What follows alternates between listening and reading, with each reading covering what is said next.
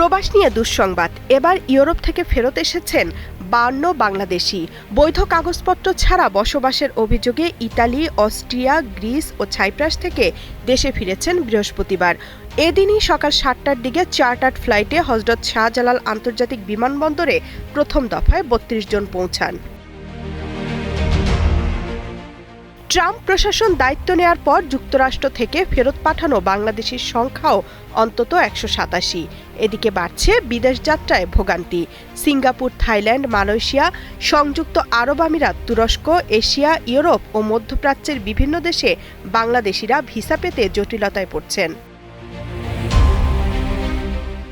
মধ্য এশিয়ার দেশ তাজিকিস্তানের ভিসা পাওয়া সহজ ছিল। এখন 2বার আবেদন করেও অনেকে ই ভিসার জন্য রিজেক্ট খাচ্ছেন। 1 বছর ধরে বাংলাদেশিদের ভিসা আবেদন প্রত্যাখ্যান হওয়ার হার বাড়ছে। এতে বিপাকে ট্রাভেল এজেন্সির ব্যবসায়ীরাও। বাংলাদেশিদের জন্য 2 ধরনের ভিসা জটিলতা তৈরি হয়েছে: ভ্রমণ ভিসা ও কর্মী ভিসা।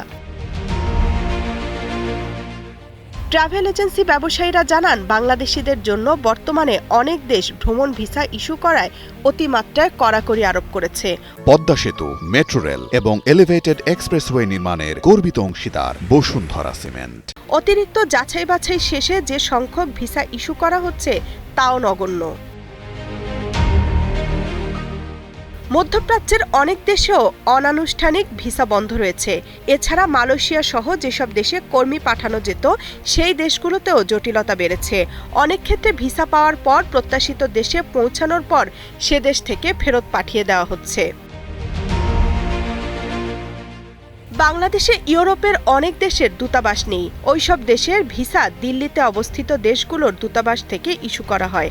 ভারতের ভিসা বন্ধের ফলে ইউরোপের সেই পথ বন্ধ।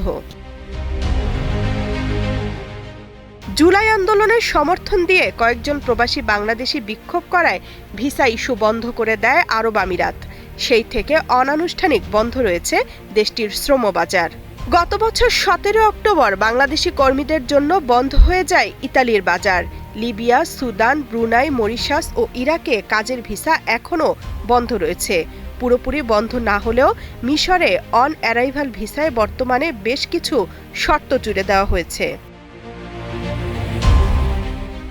দেশের অর্থনীতির অন্যতম প্রাণভোমরা রেমিটেন্স। হাজার হাজার পরিবারেরও ভরসা বিদেশের শ্রমবাজার। যত বড় সমস্যা সমাধানে তার কাছাকাছি কোনো উদ্যোগ কি আছে? Desk report, Kaler Kantho.